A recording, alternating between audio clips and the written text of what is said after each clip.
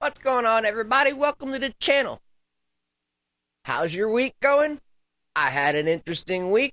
We played with top end on a 300EX. Found out 330 big bore kits need to be machined and so that they fit in the cases.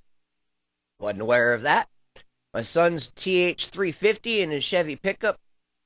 Decided we'd rip into that and do a rebuild on that. This video is pretty much what you're going to be seeing with that. Is we're digging into the TH350. We're doing clutch plates, bushings, and just a basic rebuild kit. Go through it, make sure everything's clean and good. That way we can put it back in his truck. He's building a motor for it, and the transmission got smoked a long time ago. They tried pulling something with it, overheated it, all the clutches were burned out. It happens. There's a bunch of hot spots in the plates. That's what happens when you overstress an automatic transmission. They get hot, they start to slip, and they go downhill fast. So we're ripping into this thing. I've done transmissions before. I don't just build custom vehicles. I don't just build engines. I can do transmissions also. Very well versed. There's really not a whole lot that I say no to unless you get into diesel stuff. You get into heavy equipment and diesel stuff? Nope, not me. Small engines, cars, mud trucks, stuff like that, no problem all day. It's stuff that I've done my entire life. Oh, William brought over a little 125 ATC for me to get running. Before he left, we got that thing running pretty good. He talked to me about lifting it, said he hadn't found anybody that had any kits for it or did anything. I looked at it, it's just a couple of pieces of plates and some fork extensions. We can get a lift kit made for pretty much any three-wheeler you want. There's really not much we can't do. I've got a super secret kind of cool project going on that I haven't posted. I might have snuck it into a couple of different vehicles, but I haven't really posted much about it at all. So, on a first mention, I have a mini Mater going. You've seen the movie Cars and you know what Mater is? Then, yep, we've got a three-wheeled mini Mater going. It's going to be on some big tires and it's going to be an absolutely insane build. Working on that extremely slowly. We've still got the Warrior build that we need to button up. I need to get some forks for that and finish the triple plates. We can get the engine back together. I got to lap the valves for the head, assemble the head. The head has been powder coated and touched up. Went and polished the little edges of the fins so that it gives that little aluminum pop. I think that looks really neat on the air-cooled motors. So I did some cool little neat dress up on the Warrior engine. We got to button that thing up. We've got the LT250R engine that has been sandblasted. That needs to be powder coated and finished up. We don't have a top end for it yet. We don't have a top end for the TRX 250R quad build either. We don't have exhaust. Actually, those two quads have a lot of components that they still really need. It's going to be a long time build. We're talking suspension components and stuff that are really high dollar items that aren't easy to come off of, especially for your own personal stuff. When you're building other people's stuff, you're working off their wallet. It's kind of neat because you can do what's best for their application and within their ballpark. So when you're working with other people's wallets, it's kind of neat because they know what their budget is. They give you a budget and you know what you can usually stay within. When you're doing your own personal builds, you know what you want, you know what you like, you know what you're looking for, you've got an idea what it's going to be, so you kind of try and follow those guidelines. If you've got the pocket to do it, cool. If you don't, you know, you just kind of hoard parts until you can put stuff together. Still got the KX450. That needs to go away. Thing runs great. I guess we should put some more ride videos out with it. I have a little bit of nerve damage in my neck and shoulders, so riding is hit and miss. Took out that Walsh bike. That TRX Walsh build was absolutely amazing. Fun to ride, but I hit a little bump, tweaked my neck, tweaked my shoulder. That was it. I couldn't do another lap. When you lose feeling in your hand and you're supposed to be holding on, yeah, you don't want to clear a triple when you got a numb hand. It kind of sucks. So we're trying to nurse that back down so we can get riding again. That would be really nice. We'll get 250R out there. The KX trike needs to go away. I've got the price down to 10 or best offer. Really cool build. Things ridiculous fast. There is a speed run on the channel somewhere. Check out the channel. We've got memberships available. Hit the like button. Subscribe to the channel. We do all kinds of different builds. Engine builds, bike builds, custom builds. This is a speed shop, off-road mainly. I do have some cars that we've got going on. Got my 96 Eclipse, my 79 Camaro, 79 pickup truck, Chevy square body, my son's 83 square body, my buddy's Dodge Stealth that we're putting a Skyline engine in and making all-wheel drive for a drift track. So yeah, there's some car stuff going on. Lots of off-road dirt bike stuff going on. Not dirt bike, but quads and trikes. If you know the channel, you know. Mainly trikes and quads. We will mess with dirt bikes. We will mess with minis. I really do not like UTVs, and we really don't play with side-by-sides. It's not a viable thing to do in the shop when you've got a shop full of race builds. It's only me around here. Tony comes by and helps out. Usually brings me work to do. So, I mean, it takes time from other stuff, but it also helps the shop out by rolling work through. Builds take long time, especially when it's just you. We are having fun doing a bunch of suspension work, rebuilding shocks, rebuilding forks, freshening them up. I have been in contact with multiple different people. If anybody knows of a company that refurbishes and replates fork tubes, get a hold of me and let me know. I've got a bunch of people that have forks. I have a bunch of forks that the tubes are pitted. They need to be machined, replated. I know there's companies out there to do it. I just can't find them. So if any of you guys know, let me know down in the comments. Are you guys brand specific? Do you have your particulars that you like? How many of you guys are actually mechanics? I know we've got a bunch of keyboard warriors that roll through every once in a while.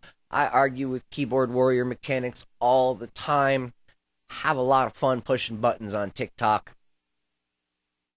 It's kind of like the Wild West for me. I don't post a lot of TikTok stuff on YouTube because, well, that's just me being stupid over there. This, I try and keep mostly mechanical related kind of stuff. That way, these channels don't really work out when you break your niche because people either don't watch the videos, although we don't get a lot of people watching the videos anyways.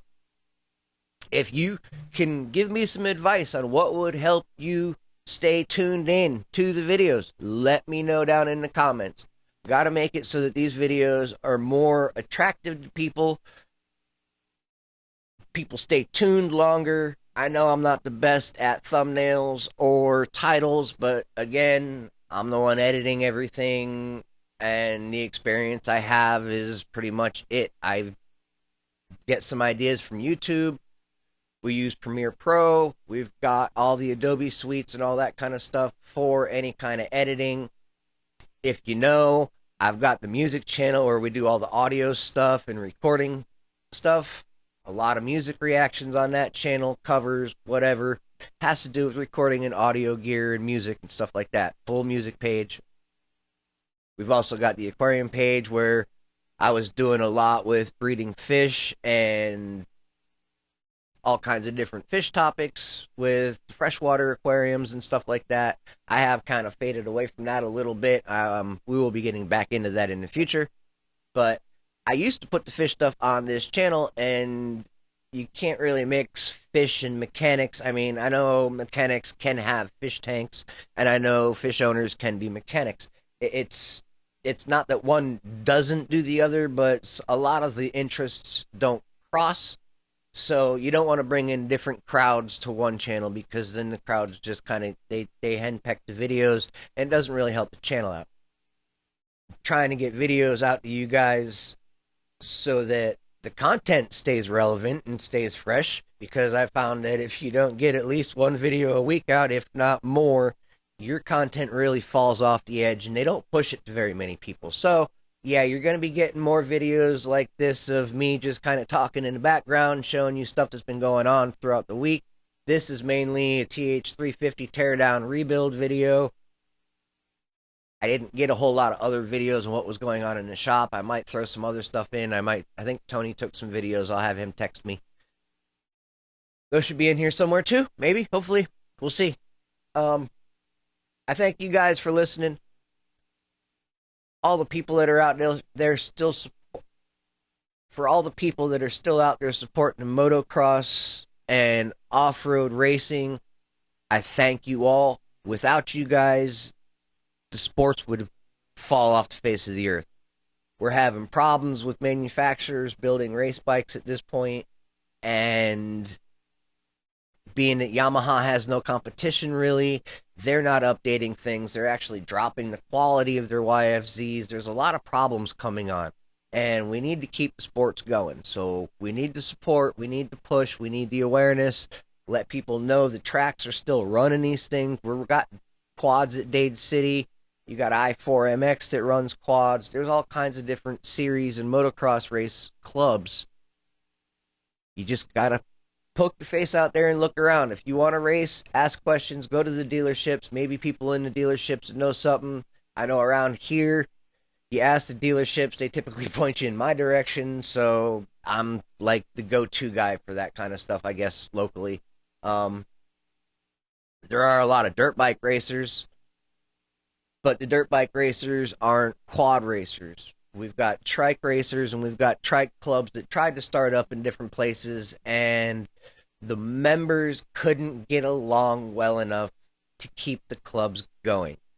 Now, it's really bad when you get a small number, not even a huge number, but a small number of guys together, and guys or girls, guys and girls. I mean, it really doesn't matter, but you get a small group of people together, and they really can't, bide their manners well enough to be good people to help a sport along. That way everybody can enjoy what they're doing. They've got to blast people at the track. They've got to start fights and arguments and break track rules. Go online and try and smoke people. I mean, it's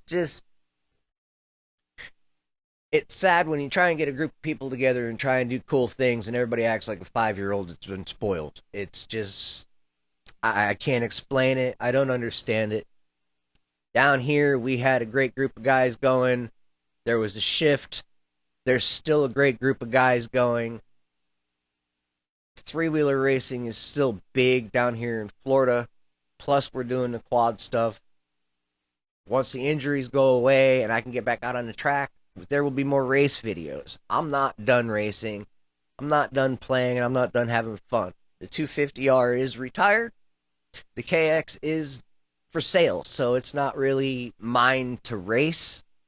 It would be neat to have it on the podium and get some videos of it on the track, but at the same time, I would rather not be the person that wrecks it. If I put it on the track and I come up short on a double or something like that and crash, I got to start over again. No. It's done. It works. Everything's great on the bike. Somebody else needs to enjoy it. The thing would last forever in the woods. You put it on a motocross track, it's ridiculous fast. It will win races. It's that fast. Really, really impressed with the build. We got Tony's KTM apart, the three-wheeler. He went to go sell it. We got the thing together. We got all the street legal goodies on it and everything. Got it all together, fired it up. The thing smoked like worse than a two-stroke. We had an idea that might have been problematic. These pistons only have one ring, and it's a supermoto engine. It's not a motocross engine, so it's not designed to eat sand. It's not, well, no engine's really designed to eat sand, but motocross engines are a little more forgiving when it comes to eating sand. This thing was not very forgiving when it came to any kind of sand or in particles down the intake. Plus, last time we rebuilt it, we didn't re-nickel the cylinder. This time the cylinder was wore out, so it needs replated. So the cylinder's gone away. It's getting a new high compression piston, new timing chain, new crank bearings. The crank is okay. We thought there might have been rod knock, but nope, that was actually piston slap. So good news, kind of. Instead of replacing a $900 crank, we're renickeling a cylinder for $350-ish. Good trade-off. I'll take that. We'll get that engine all back together. The build video will be on the channel when we put it all back together, get it back in the trike, and get the trike out there running around, get it broke in. Hopefully somebody will buy it from him. I know he's kind of itching to sell it. We'll see. We'll see.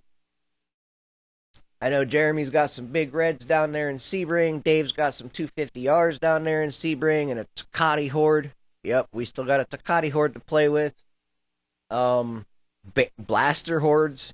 Dave's getting all kinds of cool stuff down there in Sebring, and his brother's picking up other stuff. So, yep, we got all kinds of stuff going on.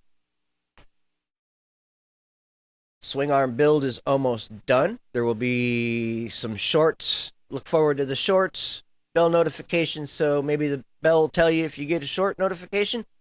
Because, yeah, I'm throwing up shorts here and there a lot more often than the long format videos. Long format videos are taking me a little bit more to get together. But I'm really busy and there's lots of stuff going on. So, yeah, time is one of those things. And remembering to record, I'm trying to get it so that we can live stream out in the shop. Let me know what you think about that. I think it'd be really fun to have a setup so that I can see what you guys are saying and work on bikes and have conversations and talk to you guys while we're working and maybe help you guys either learn some stuff or have some problems helped out with. You see a bike I'm working on and you got an issue like a stuck pivot bolt or something like that. Yeah, Dave showed me brake fluid. Brake fluid and a big hammer. Actually worked really well. It took a couple of days of soaking, but I didn't have to cut the bolt out. Neat little hack. If I find another one, might actually do a video on that because that's one of those you got to see it to believe it kind of things. And I was absolutely blown away when it worked. So as I said before, yeah, there's going to be all kinds of different stuff going on this channel. Build and off-road related. Hit the subscribe button, hit the like button, the bell notification, all that kind of stuff so that you don't miss out. We've got over 6,000 subscribers. Hoping to try and get 1,000 views on the video. Watch it as long as you can. See what we can get done. Go through the channel. Watch other videos. There's a lot of cool stuff on there. I think I started the channel in like 2011. There's over 1,000 videos on the channel. Flip through. Check it out. Lots of cool stuff. Three-wheeler motocross videos from back when I was racing. We've got the Series Championship Banquet. Multiple of those. All kinds of cool stuff. Check it all out. I really appreciate everybody. If you actually made it to the end of this video and you're still listening to me, throw the number 10 down in the comments. I really appreciate every one of you. Have a great day. I hope you have a great week.